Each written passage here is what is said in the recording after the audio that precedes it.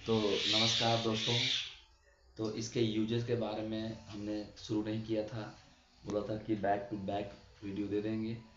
तो यहाँ पे लिख के रखे हुए हैं जो बहुत ज़्यादा इम्पोर्टेंट है कंपटीशन को लेकर, और आपके क्लास में तो क्वेश्चन पूछे जाते हैं। और अक्सर एक सब जो एक्सेप्शनल क्वेश्चंस हैं, जो कहीं ना कहीं कोई ना कोई हर टाइम हमें कोई पूछ ही डालता है कि ग्रेफाइट क्या है, सबसे हार्डेस्ट सब्सटेंस कौन सा है।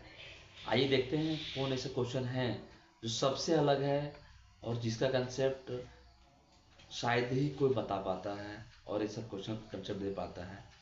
हम बहुत सोच समझ के ढूंढ के एक एक क्वेश्चन को इकट्ठा करके, और काफ़ी टाइम हमें मेहनत लगा इसमें 4 से 5 घंटा ये पूरा प्रिपेयर करने में। फिर जाके कहीं आपको हम एक सटीक और सहज उपाय से आपको हम लिख के दे रहे हैं। ये चीज़ अभी हमारे पास डिजिटलाइज नहीं है, फिर भी कोशिश है कि जो है ये आपको आपका नॉलेज इंक्रीज करने में काफ़ी हेल्पफुल रहेगा। तो चलिए स्टार्ट करते हैं कि क्या कुछ आज हमने मेटल और नॉन मेटल का यूजेस के बारे में इम्पोर्टेंट पॉइंट्स लिखे हैं, उसके बारे में शुरू करते हैं, देखते हैं। Let's start. सिल्वर, बात करते हैं सिल्वर का। तो लास्ट टाइम में इसके बारे में चर्चा किए थे, पर हमें लगा कि नहीं, इसके बारे में थोड़ा बताना बहुत ज़रूरी है। तो बोले थे कि gold is the best conductor of electricity and heat, लेकिन गोल्ड बहुत ज़्यादा कॉस्टली होने की वजह से हम इसको उपयोग में नहीं ला पाते हैं। तो उसके स्थान पे वो बहुत ज़्यादा कम रिएक्टिव है, इससे थोड़ा सा रिएक्टिव होता है सिल्वर। इसका वजह ये है कि गोल्ड जो है बहुत ज़्यादा रिएक्टिव नहीं होने की वजह से भी उसको यूज में नहीं लाते हैं। तो एक वजह नहीं, दो वजह है, और सारे वजह होंगे, लेकिन हमारा समझ में, हमें जितना समझ में है कि वो पहली बात तो लिस्ट रिएक्टिविटी है, और दूसरी बात कि उसमें जो है वो जो बहुत ज़्यादा कॉस्टली होता है। Silver is the best conductor of electricity and heat. ये बहुत ज़्यादा तो नहीं, लेकिन बेस्ट कंडक्टर है। और इसमें रेजिस्टेंस की मात्रा बहुत ज़्यादा कम होता है, बहुत कम होता है, ना के बराबर होता है। ठीक है। दूसरा देखिए, lead. Lead is the only metal which bad conductor of heat and electricity. देखिए, सिल्वर जहाँ गुड कंडक्टर है, वहीं लीड, इसको शीशा बोलते हैं, लेकिन शीशा एक्चुअली वो नहीं जो हम लोग घर पे यूज करते हैं। तो शीशा, lead is the bad conductor of electricity. तो क्या होता है, बैड कंडक्टर है इलेक्ट्रिसिटी का भी और हीट का। उसमें ना तो इलेक्ट्रिसिटी पास करता है और ना ही हीट करता है। देखिए, चीज़ों को दोस्तों समझ कर आप कीजिए, समझ कर पढ़िए, तभी आपको जाके लंबा टाइम तक याद रहेगा, अन्यथा वो जो है सो आपको याद नहीं रहेगा। ठीक है। अब बात करते हैं द लाइटेस्ट मेटल, लिथियम। जो लाइटेस्ट है, बहुत हल्का है, वो मेटल कौन सा है, तो लिथियम है। हमारे पास जितने सारे मेटल्स है, कुछ ना कुछ उसके फीचर्स हैं, लेकिन हम पूरा तो नहीं, लेकिन आपके अंडर 8, 6 जो बेसिक क्वेश्चन पूछे जाते हैं कि लाइटेस्ट मेटल इज, तो क्या है, लिथियम। बात करते हैं heaviest metal, iridium and osmium. अगर बोला जाए तो हैवीएस्ट मेटल कौन सा है, तो क्या बोलेंगे कि इरिडियम और ओस्मियम। दो ऐसे मेटल हैं बहुत ज़्यादा वजनदार होते हैं, बहुत ज़्यादा भारी हैं। कल हम ब्रोमीन के बारे में तो बता ही दिए थे कि वो गैस लिक्विड फॉर्म में पाए जाते हैं ब्रोमीन, तो उसका चर्चा यहाँ नहीं करेंगे, लेकिन अगला देखेंगे द हार्डेस्ट मेटल। अब देखिए, सबसे हार्डेस्ट मेटल बात कर रहे हैं, नन मेटल के नहीं। अगर नन मेटल बात करेंगे तो हो जाएगा डायमंड, लेकिन बात कर रहे हैं मेटल का। तो मेटल में कौन सा होगा, platinum is the hardest metal of, hardest metal. हाँ, सॉफ्ट मेटल। अब बात करते हैं सॉफ्ट मेटल। तो कल हम सॉफ्ट मेटल सोडियम के बारे में जिक्र किए थे कि सोडियम और पोटेशियम दो ऐसे सॉफ्ट मेटल हैं जिसको हम हाथ पर रख के चाकू से काट सकते हैं। जब हमने बीएससी कर रहे थे पुणे यूनिवर्सिटी से, तो हमें वहाँ पे इसके बारे में पूरा डिटेल में लिखना पड़ा था, और हम लिखे थे। आज भी हमें वो पॉइंट्स याद हैं कि हमने क्या किया, इसके बारे में चर्चा किया था। वो हमने देखा था बहुत ज़्यादा बड़े नहीं है, ऐसे हाथ में रखते हैं, मतलब ऐसा नहीं कि वो बहुत ज़्यादा बड़ा होता है, वो बहुत कम मात्रा में मिलता है हमें प्रैक्टिकल करने के लिए, उसको जलाने के लिए, देखने के लिए, ठीक है। उसमें से बहुत ज़्यादा कॉस्टली रहता है, उसको रुई से पकड़ना होता है, मतलब क्या कहते हैं उसको, टीसू से पकड़ के उसको फिर कट करना पड़ता है नाइफ से, ठीक है। उसको आप मतलब जैसे हम लोग खाते हैं ना पनीर वगैरह, उस तरह सॉफ्ट होता है, उतना तो मात्रा में मिलता ही नहीं है, एक टुकड़ा मिलता है छोटा सा, उसी से वो उसको किरोसिन में डाला हुआ रहता है। ये सारे प्रैक्टिकल हम लोगों को करने को मिलता है। Start. King of metal, king of metal, सारे मेटल का राजा, किंग ऑफ मेटल गोल्ड को कहा जाता है। आप समझ ही रहे हैं कि गोल्ड क्या है, नहीं है, कितने कॉस्टली है ना। आज के टाइम में 1 ग्राम गोल्ड को खरीदना कितना मतलब महंगा पड़ता है। आज तो हर किसी को इसके बारे में नॉलेज है। तो गोल्ड जो है वो किंग ऑफ मेटल कहा जाता है। बात करते हैं, the purity of gold is measured in carat. हम थोड़ा सा एक पॉइंट बढ़ा के लिख दिए। लोग बोलते हैं कि हर चीज़ को मेजर करने का यूनिट होता है, उसी प्रकार से गोल्ड को मेजर करने का एक यूनिट है जिसका नाम है कैरेट, जो 1 कैरेट इक्वल 20 mg होता है, ठीक है। ध्यान रहे, 24 carat is considered as the pure gold, और जो 24 कैरेट का जो गोल्ड होता है, वो गोल्ड को हम लोग बोलते हैं प्योर गोल्ड। और ख्याल रहे दोस्तों कि कभी भी प्योर गोल्ड को हम पहन नहीं सकते, क्यों? क्योंकि वो आसानी से टूट जाता है, आसानी से, मतलब क्या कहते हैं उसको, थोड़ा पे उसके ऊपर दबाव पड़ा तो टूट जाता है। इसलिए हम लोग इसमें मिलावट करते हैं, मिलाकर इसको जो है सो बनाते हैं, ताकि ये क्या हो कि आसानी से टूटे ना, थोड़ा मजबूती बनाए रखें। अब क्या मिलाते हैं नहीं मिलाते हैं उतना डिटेल हम जाएंगे, फिर गोल्ड के बारे में बताना पड़ेगा। हम मानते हैं कि आपका जहन में क्वेश्चन उठता होगा, सर गोल्ड में क्या मिला के बनाते हैं, ठीक है, लेकिन क्या है उसके डिटेल में पूरा और जाएंगे नहीं, हमने जितना लिखा हुआ उतना ही बताएंगे। नन मेटल, क्योंकि इस लंबा वीडियो बन जाएगा। अब बात करते हैं नन मेटल में क्या क्या यूज है, क्या क्या इंपॉर्टेंट पॉइंट्स छूट गया, बताने के बावजूद भी हमें दिखाना पड़ रहा है। Just see the lightest non metal helium, जो सबसे ज्यादा हल्का मेटल है वो है हीलियम। क्या है? हीलियम। नन मेटल में बात कर रहे हैं, ख्याल रहे। The hardest substance in nature, जो उसका स्वभाव बहुत ज़्यादा मजबूती हो, वैसे नन मेटल बहुत ज़्यादा मजबूत हो, उसे हम डायमंड बोलते हैं। और यही चीज़ हम बोले थे कि मेटल में, तो क्या बताए थे मेटल में? प्लेटिनम, ठीक है, ख्याल रहे। द हार्डेस्ट सब्सटेंस, बहुत ज़्यादा हार्ड नहीं, लेकिन फिर भी ग्रेफाइट भी बहुत ज़्यादा हार्ड है। आप 3 इडियट का मूवी देखे होंगे, एक पेंसिल का नोक पे वो क्या कारनामा करता है, आप देखिएगा कि 3 इडियट मूवी काफ़ी अच्छा मूवी है, ठीक है, वहाँ से बहुत कुछ सीखने को मिलता है। Graphite is only non metal which is good conductor of heat and electricity. देखिए, ये हम बोले थे कि जो ग्रेफाइट है नन मेटल में कभी इलेक्ट्रिसिटी पास नहीं करता है, लेकिन ग्रेफाइट एक ऐसा नन मेटल है जिसमें वो नन मेटल होने के बावजूद भी उसमें इलेक्ट्रिक करंट पास होता है।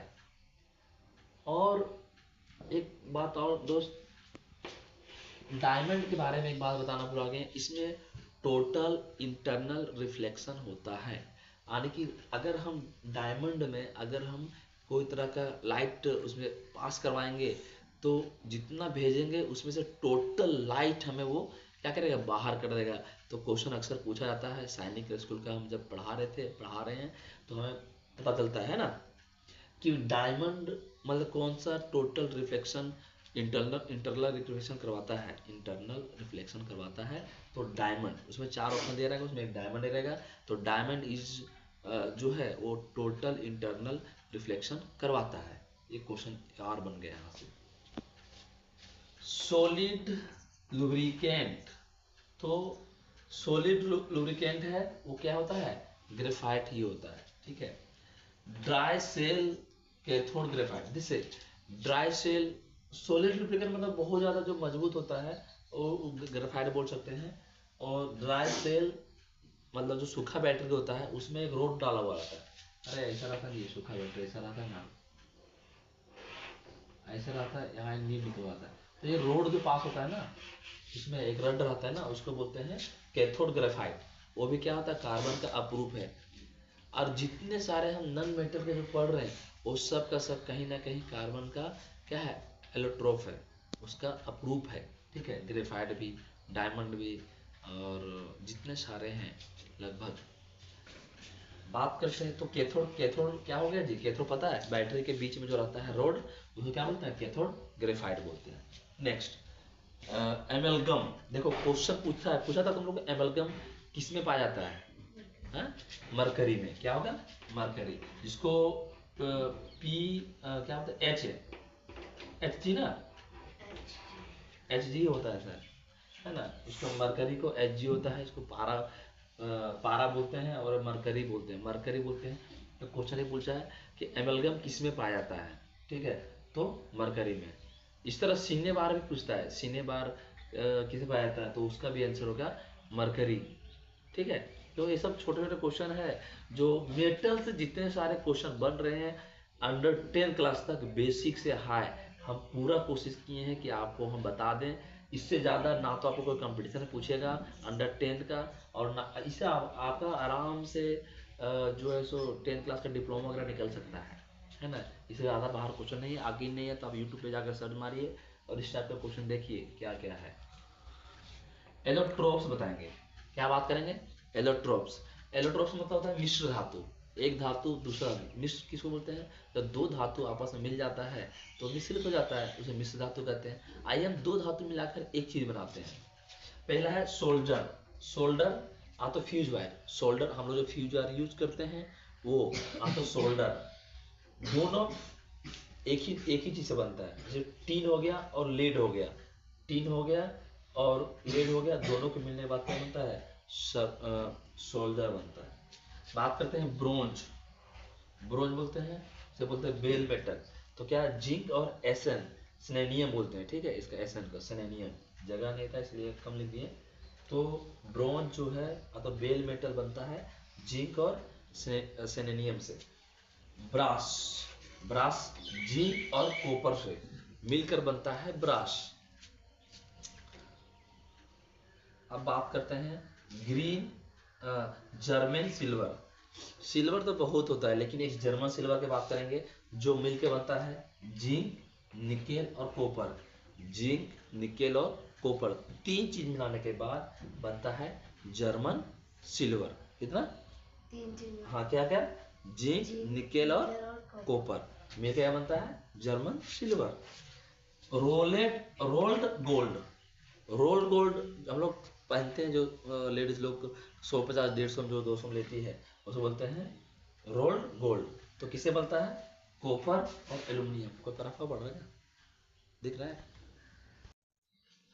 तो रोल्ड गोल्ड क्या होता है, कैसे बनता है, तो कॉपर और एल्यूमिनियम की वजह से, दोनों मिलाने के बाद क्या बनता है, रोल्ड गोल्ड। तो हमने बता दिया सोल्जर, शोल्डर बनता है टीन और लीड से।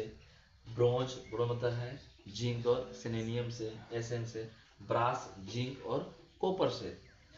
ग्रीन जर्मन शोल्डर इसे बनता है जिंक, निकेल और कॉपर से। नेक्स्ट रोल्ड गोल्ड कॉपर और एल्यूमिनियम से। ये रिवीजन कराते हैं हम, चल रहे हैं साथ में, ताकि आपको याद करने में परेशानी ना हो। अब आते हैं, एक बात करते हैं बहुत ज़्यादा इंपॉर्टेंट, जो हम लोग घर घर में यूज़ करते हैं, हीटर के तौर पे, आयरन के तौर पे, हर चीज़ यूज़ करते हैं, लेकिन हम लोग को ये पता नहीं है कि उसके अंदर जो कॉइल लगा हुआ है, जो फ्यूज लगा हुआ है, वो किस चीज़ का बना होता है। तो आइए बात करते हैं निक्रोम, नाइक्रोम, क्या, नाइक्रोम, जो मिलके बना होता है निकेल, निकेल और क्रोमियम, ये दो चीज से बनता है। नाइक्रोम का जो तार है वो निकेल और क्रोमियम से मिलके बनता है, निकेल और क्रोमियम से मिलके बनता है। बात करते हैं कि नाइक्रोम एक वायर है, ठीक है, ये वायर ऐसा है कि इलेक्ट्रिक हीटर का कॉइल बनाने में काम आता है। इलेक्ट्रिक, देखो अच्छा बताओ, हम दूसरा जगह का क्यों नहीं बनाते हैं कॉइल, क्योंकि नाइक्रोम में रेजिस्टिविटी कम है, रेजिस्टेंस कम है, वो आसानी से उसके अंदर क्या करंट फ्लो करता है और सेकेंड सेकंड में क्या होता है, उसके अंदर ताव आ जाता है, हीट आ जाता है, और ये जल्दी गलता नहीं, इसका मेल्टिंग पॉइंट जो है ना बहुत हाई है, कि हल्का दिए और बहुत ज़्यादा वोल्टेज बढ़ भी गया ना तो क्या होगा, ये पिघलेगा नहीं, इसका मेल्ट नहीं करेगा, ठीक है। तो इसलिए हम लोग नाइक्रोम का तार को यूज़ करते हैं इलेक्ट्रिक फ्यूज बनाने में, हम फ्यूज बोलते हैं मतलब इलेक्ट्रिक का कॉइल बनाने में। बात करते हैं इलेक्ट्रिक आयरन, हम लोग इलेक्ट्रिक आयरन में भी हम लोग का एक जो तार जाता है उसमें भी एक ऐसा था इलेक्ट्रिक आयरन ना, उसमें भी बहुत सारा कॉइल बना हुआ था, उसमें भी देखो आयरन खोलेगा तो कभी रिपेयर सेंटर जाकर देखो कि आयरन के अंदर कैसा तार रहता है, तो उसका भी तार रहता है इसका नाइक्रोम का। बात करते हैं गीजर का, तो गीजर में भी जो जो तार लगा हुआ है वो भी है इलेक्ट्रिक ये नाइक्रोम का। तो इलेक्ट्रिक गीजर कहने मतलब क्यों लगाता है उसमें, क्योंकि हमको पानी गर्म करना होता है, तो हम लोग गीजर क्यों यूज करते हैं कि तुरंत गर्म कर दे पानी, तो फटाक से वो काम करने के लिए, उसके अंदर से हीट निकलने के लिए, रेडिएशन निकलने के लिए वो क्या करता है, नाइट्रोन का यूज करता है, ताकि वो क्या हो, वोल्टेज बढ़ा रहेगा, तुरंत चालू कर दो वो क्या हो, फटाक से गर्म हो जाएगा। तो ये नाइट्रोन का यूज है दोस्त, कि ये हमेशा कहीं ना पूछा ही जाता है, तो इसलिए हमें लगा कि कम से कम नाइक्रोन के बारे में बताना, तो मेरे पास बहुत कुछ है। और इसे लेवल अगर 11-12 का लेवल है, चाहे एसएससी लेवल का है, तो वो भी हम इसमें इंक्लूड कर सकते हैं। जहाँ तक कि है कि कुछ कुछ पॉइंट वो वहाँ भी पूछा जाता है, हम ऑलरेडी एसएससी का एस्पायरेंट रह चुके हैं, इसलिए हमें पता है कि ये क्वेश्चन वहाँ से ही पूछा जाता है, परंतु हम कोशिश किए हैं कि कट करके जितना कम से कम हो उतना हम दें। देखिए एक और बताएंगे जिप्सम, और बताएंगे प्लास्टर ऑफ पेरिस को। तो जिप्सम बोलते हैं, जिप्सम का केमिकल फॉर्मूला है CaSO4 2H2O, CaSO4 2H2O, फिर से बोल देते हैं CaSO4 2H2O, ये हो गया, क्या हो गया इसका नाम, calcium sulphate dihydrate, calcium sulphate dihydrate, ठीक है। बात करते हैं प्लास्टर ऑफ पेरिस को, प्लास्टर ऑफ पेरिस को बोलते हैं CaSO4, सेम है, सिर्फ इसमें 2 लीटर पानी रहता है, इसमें से आधा लीटर निकाल देंगे तो क्या हो जाएगा, ये हो जाएगा प्लास्टर ऑफ पेरिस को। Plaster CaSO4 half H2O, 2 litre है, इसमें आधा लीटर चाहिए, बस यही अंतर है, और काम दोनों का अलग है, बताते हैं काम क्या है। कैल्शियम सल्फेट हेमी, हेमी मतलब हाफ होता है, हाइड्रेट, ध्यान दो, जब किसी का हाथ टूट जाता है तो हम लोग प्लास्टर करने ले जाते हैं, यही पे होता है ये प्लास्टर ऑफ पेरिस को। तो हाथ में बैंडेज करता है तो लगाता है, तो प्लास्टर ऑफ पेरिस को उसमें मिला रहता है, तब जाके वो क्या होता है, तुरंत पकड़ता है। या तो चूना, वो दिखता है चूना जैसा है, वो दिखता है चूना की जैसा, लेकिन उसमें जब पानी पड़ता है ना, तुरंत वो क्या करता है, लपेट लेता है, और वो फटक से उसका ज्वाइंट मतलब मजबूती से हो जाता है, जिसको काटने वक्त बहुत मेहनत से काटा जाता है। और इसी में से पानी और मिलाने के बाद हीट वीट करना है, इसको अलग इसका रिएक्शन है। तो आप इतना जानिए कि इसका फॉर्मूला याद रख लीजिए और इसका नाम याद रखिए, इसका यूजेज भी है, इसको हड्डी टूटने में यूज करते हैं, ये इसमें और पानी मिलाएंगे तो ये प्लास्टर ऑफ पेरिस को बन जाएगा।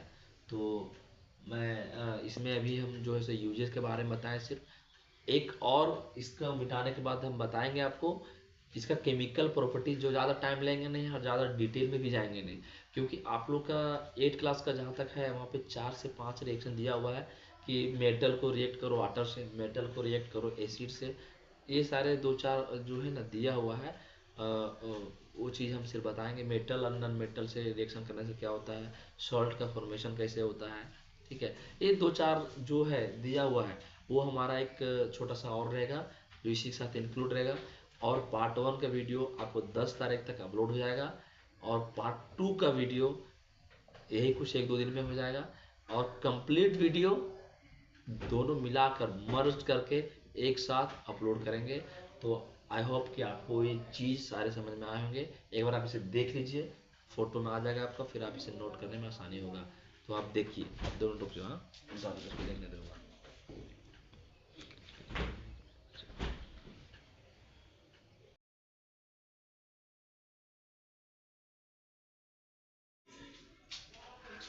तो हम बात करते हैं आज केमिकल प्रॉपर्टी ऑफ मेटल और फिर chemical property of non metal. तो सबसे पहले हम बात करेंगे रिएक्शन विथ ऑक्सीजन कि कैसे मेटल ऑक्सीजन के साथ रिएक्शन करके क्या फॉर्म करता है। तो इसका एनसीईआरटी बेस है।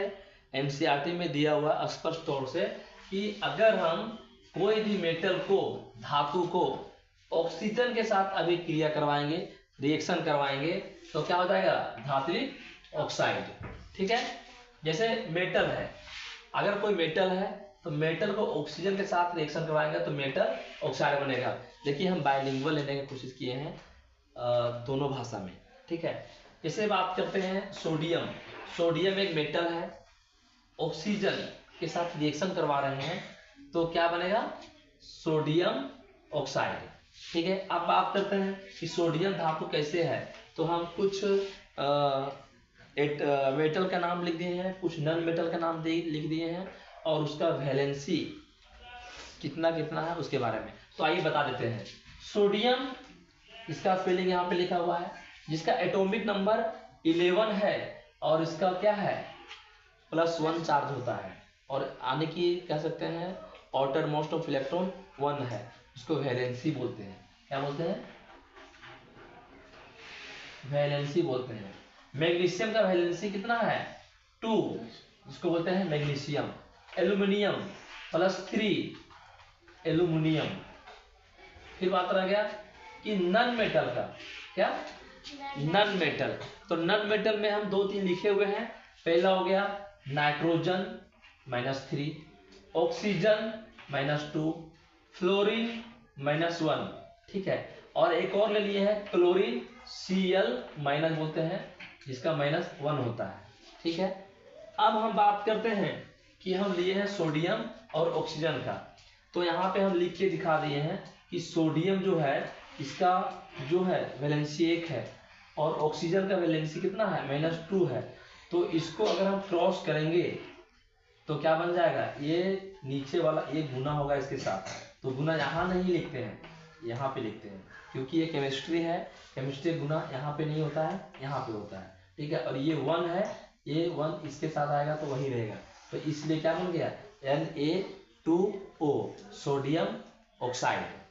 उसी प्रकार से एक और हम बना दिखाए हैं मैग्नीशियम का। Mg को ऑक्सीजन से रिएक्शन करवा के MgO मैग्नीशियम ऑक्साइड बना है। जैसे मैग्नीशियम का कितना होता है? +2, देखिए लिखा हुआ है, और ऑक्सीजन कितना होता है? -2, यहाँ पे -2 लिखा हुआ है।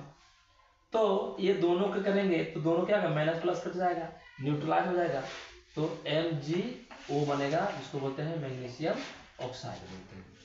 इसी प्रकार हम एक और ले सकते हैं एल्यूमिनियम का। तो Al का कितना होता है?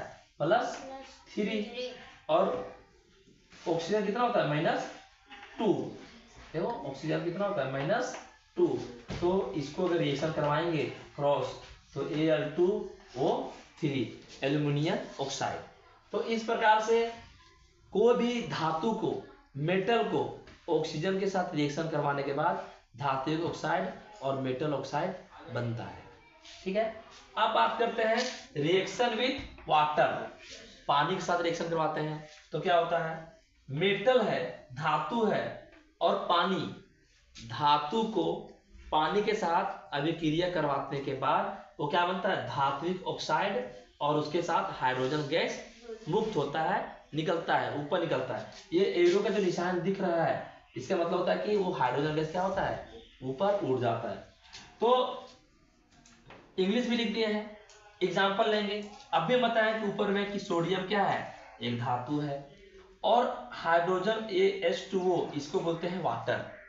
इस दोनों से जब रिएक्शन करवाएंगे तो धात्विक ऑक्साइड बन गया और हाइड्रोजन गैस ऊपर निकल गया। अब बहुत लोगों का क्वेश्चन रहेगा कि सर इससे रिएक्शन कैसे करवा दिए? तो देखिए थोड़ा सा हम यहाँ जगह लेते हैं। जैसे कि हम बात करते हैं कि ये सोडियम है और यहाँ पे H2O है, तो इसमें एक ऑक्सीजन यहाँ पे ले लिए, बच गया 2 ऑक्सीजन। तो 2 ऑक्सीजन क्या बोलते हैं? Hydrogen gas. तो इसका कितना होता है? +1 होता है, इसका कितना होता है? -2 गुना कर दो, कितना बन जाएगा Na2O। तो क्या बन गया सोडियम ऑक्साइड, इसलिए बोलते हैं इसको धात्विक ऑक्साइड। ठीक है, ये Na2 है। ठीक है, हाँ। उसी प्रकार से मैग्नीशियम को वाटर से रिएक्शन करवाएंगे तो क्या बन जाएगा MgO मैग्नीशियम ऑक्साइड, और हाइड्रोजन गैस क्या होगा रिलीज हो जाएगा, मुक्त हो जाएगा। अब बात करते हैं रिएक्शन विथ एसिड और रिएक्शन विथ बेस, दोनों एक साथ बता देंगे क्योंकि जगह यहाँ पे थोड़ा कम बच रहा है।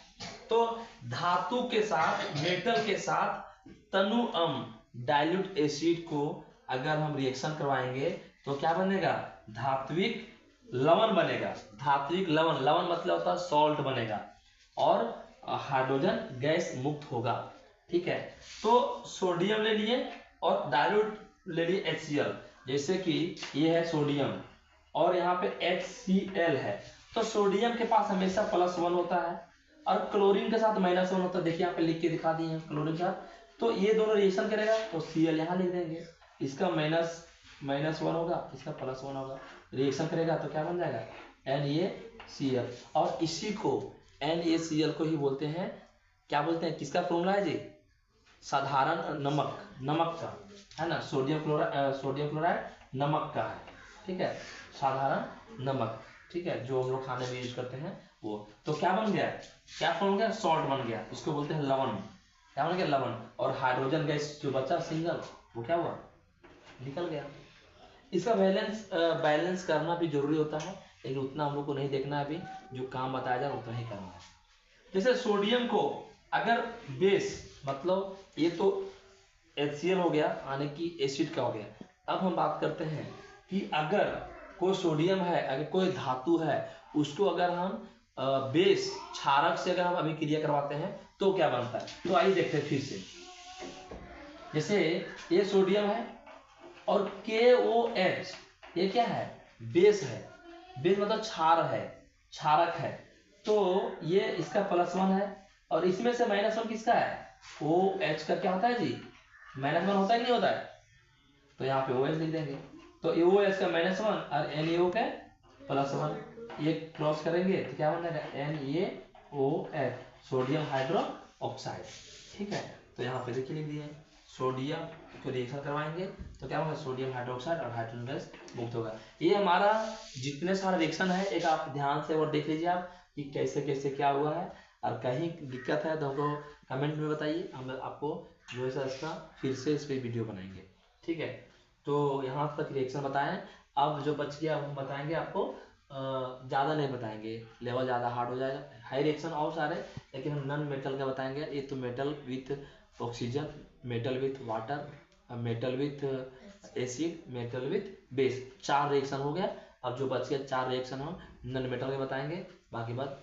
और ये पूरा कंप्लीट वीडियो एक साथ पूरा एटलीस्ट 1 आवर का हो जाएगा। ठीक है, तो आप देख लीजिए।